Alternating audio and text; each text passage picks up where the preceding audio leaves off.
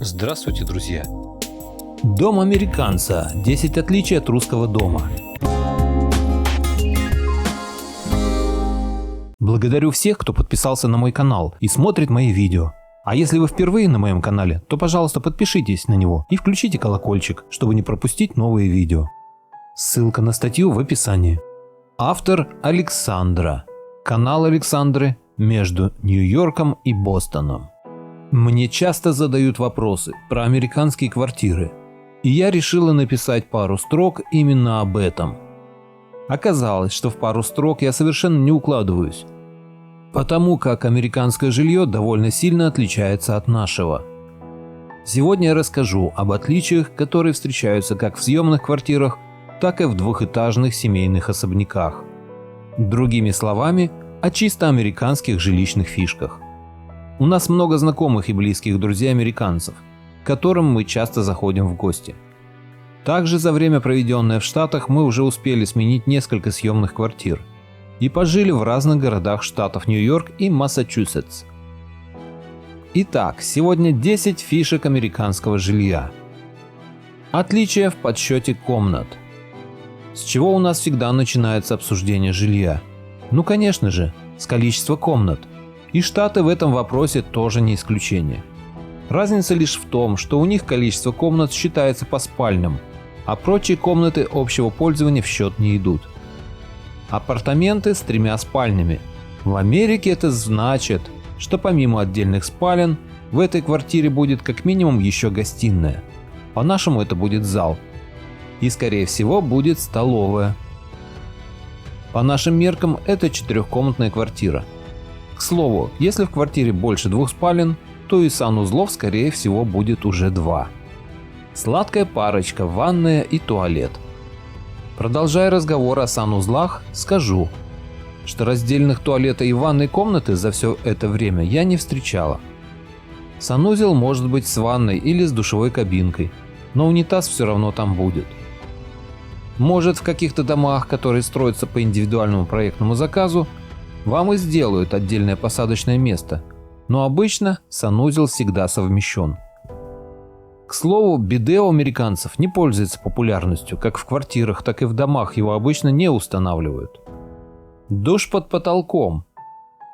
В ванной обычно нет привычного нам душа с гибким шлангом. Есть кран, который наполняет ванну, и есть душ, который торчит из стены или вообще под потолком, и который нельзя снять. Это безумно неудобно. Когда купаешь ребенка, нужно иметь ковшик, чтобы набирать в него воду и сливать на ребенка.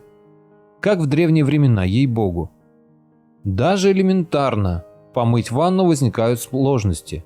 Съемного душа на гибком шланге очень не хватает. Через полгода мучений мы нашли на полках супермаркета гибкий шланг с лейкой, который можно навинчивать на кран. Из чего сделали вывод, что не только нам этот вмонтированный в стену душ портит нервы. Но почему же нельзя сделать его нормальным сразу? Двери в ванную открываются вовнутрь. Больше и добавить нечего. Сравнивая с нашими планировками, мне показалось это очень необычным. Или у нас тоже такое встречается? В комнатах нет света на потолке. В спальнях и в гостиной нет люстр и других стационарных осветительных приборов на потолке. Чтобы осветить эти комнаты, нужно покупать отдельные напольные лампы-торшеры. Исключением может быть дом, в котором сам хозяин позаботится об этом и закажет это как дополнительную функцию у застройщика. Странно, не правда ли? Вначале я думала, это из-за потолочного электрического отопления. Во многих квартирах установлено именно оно. Но потом оказалось, что свет на потолке отсутствует и в квартирах с воздушным отоплением. Выяснилось, что это такая американская фишка. Благодаря этому в Америке продается огромное множество всевозможных напольных ламп и светильников. У нас они не так популярны. Свет под потолком может быть только в санузлах, кухне и столовой, над обеденным столом. Нет привычных нам подоконников. Те 5-6 сантиметров, которые будут под окном, тяжело назвать подоконником. Поэтому привычные и милые сердцу цветы на окошке перешли в разряд теплых воспоминаний. По сути, подоконник – это толщина стены, а отсутствие его говорит об очень тонких стенах, И так оно и есть. Очень тонкие стены. В Кембридже, живя на 17 этаже и попивая чаек на кухне, имела возможность наблюдать за возведением дома по соседству. Ребята, дома в Штатах и вправду строят из фанеры. После долгой возни с фундаментом, над которым бригада кропотливо трудилась несколько недель, стены самого дома в 3 этажа были возведены за 2 дня. Не спорю, что есть новые технологии, и ежегодно на рынок приходят новые инновационные строительные материалы. И это совсем неплохо, а наоборот здорово. Но мне, человеку, привыкшему, что кирпич – это хорошо, а бетон холодно, было очень непривычно и даже дико видеть, как к деревянным каркасам шуруповертами прикручивают прессованные древесно-струечные листы толщиной не более 2 сантиметров. И из этого и получались стены, как внешние, так и внутренние.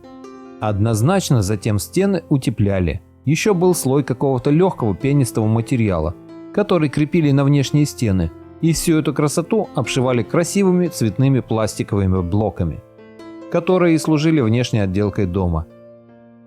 Неудивительно, что привычного нам подоконника в 35-40 сантиметров я в американских квартирах не наблюдала. А откуда ему взяться? Из 10 сантиметров стены? Окна состоят из 2 частей, разделенных по горизонтали, и они открываются вверх.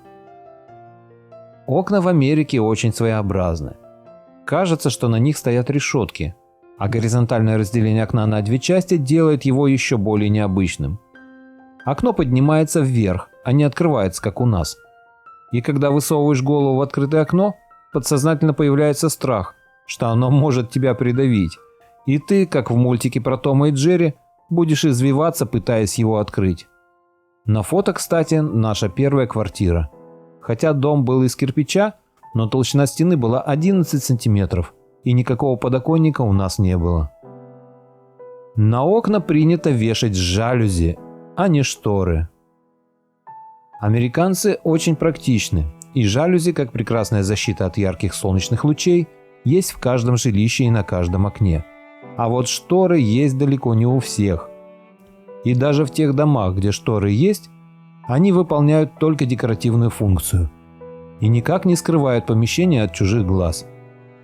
Будь то одинокий дом, стоящий в лесу, или арендованная квартира в оживленном таунхаусе, шторы в обоих не будут задернуты вечером. Кажется, их совсем не волнует, что остальные будут видеть, чем они занимаются у себя дома. Проезжая по вечернему городку на машине, можно увидеть семьи, собравшиеся за одним столом, или толстяка, развалившегося в кресле перед телевизором. Сразу видно, как кто-то принимает гостей, а кто-то возится на кухне. Тебе как будто разрешили заглянуть в чужую жизнь. И это очень непривычно. Я все равно по привычке всегда закрываю окна у себя в квартире. Хотя мне нечего скрывать.